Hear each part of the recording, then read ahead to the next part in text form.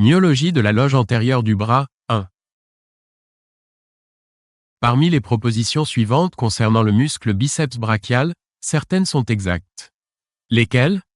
A. Il s'insère en haut sur le tubercule infraglénoïdien de la scapula. B. Son insertion distale se fait sur la moitié postérieure de la tubérosité bicipitale du radius. C. Il chemine en arrière du muscle brachial ou muscle brachial antérieur. D. Il est innervé par le nerf musculo-cutané.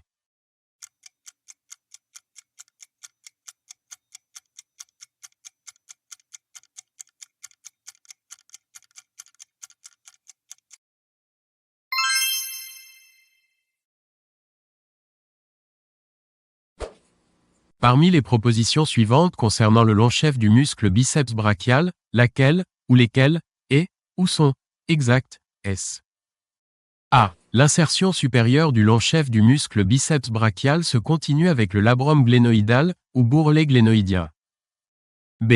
Le long chef du muscle biceps brachial possède une gaine synoviale propre qui descend dans le sillon intertuberculaire, ou coulisse bicipitale. C. Il passe entre les deux faisceaux du ligament coraco-huméral. D. Dans le sillon intertuberculaire, ou coulisse bicipitale, il est accompagné par un rameau ascendant de l'artère circonflexe humérale antérieure.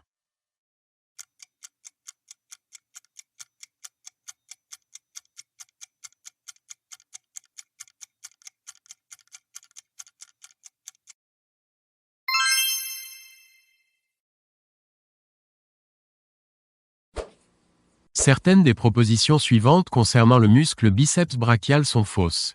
Lesquelles? A. Au niveau de l'articulation de l'épaule, le long chef du muscle biceps est intracapsulaire et intrasynovial. B. Le muscle biceps est innervé par le nerf médian. C. Le court chef du muscle biceps s'insère conjointement au muscle coraco-brachial sur le sommet de l'acromion. D. Le muscle est le muscle supinateur principal.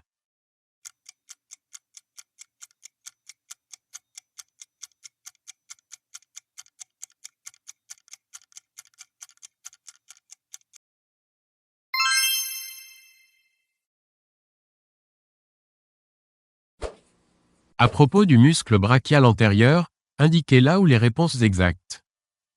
A. Ce muscle naît de la face antérieure et des faces latérales et médiales de l'humérus. B. Ses insertions supérieures se font également sur la face antérieure des cloisons intermusculaires médiales et latérales. C. Il se termine sur la face inférieure du processus coronoïde de l'ulna. D. Il fléchit l'avant-bras sur le bras.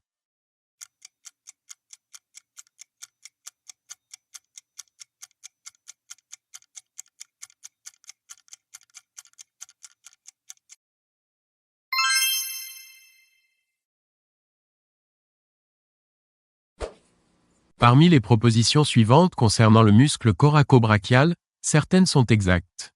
Laquelle ou lesquelles? A. Il s'insère sur la pointe de l'acromion. B. Son insertion proximale est conjointe à celle du long chef du muscle biceps. C. Il s'insère sur la face latérale de l'humérus. D. Son corps musculaire est traversé par le nerf musculo-cutané.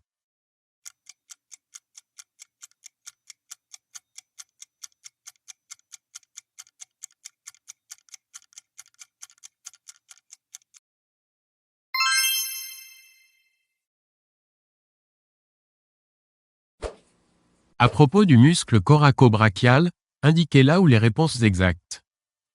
A. Il naît de la pointe de l'apophyse coracoïde par un tendon commun avec le muscle petit pectoral.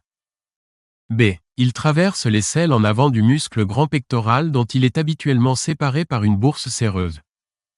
C. Il est très souvent divisé en deux vers le milieu de son trajet par le nerf brachial cutané interne ou nerf antébrachial cutané médial.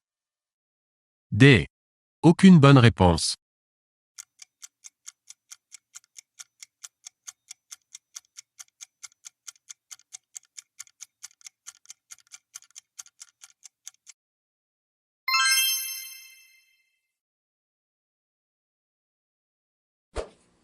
Parmi les propositions suivantes concernant les muscles de la loge antérieure du bras, certaines sont exactes.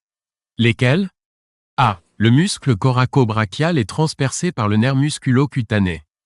B. Ce nerf vient ensuite se placer en arrière du muscle brachial, ou muscle brachial antérieur.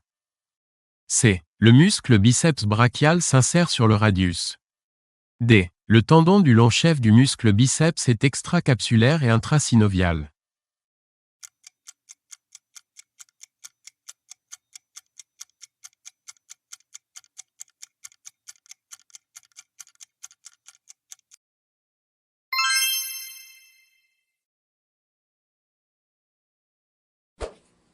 Certaines des propositions suivantes concernant les muscles du bras sont fausses. Lesquelles? A. Le muscle brachio-radial appartient à la loge antérieure du bras. B. Le long chef du muscle biceps s'insère conjointement au muscle coraco-brachial sur l'apophyse coracoïde de la scapula. C. Le muscle brachial, ou muscle antérieur, se termine sur le radius. D. Les muscles biceps brachial, brachio-radial et coraco-brachial sont innervés par le nerf musculo-cutané.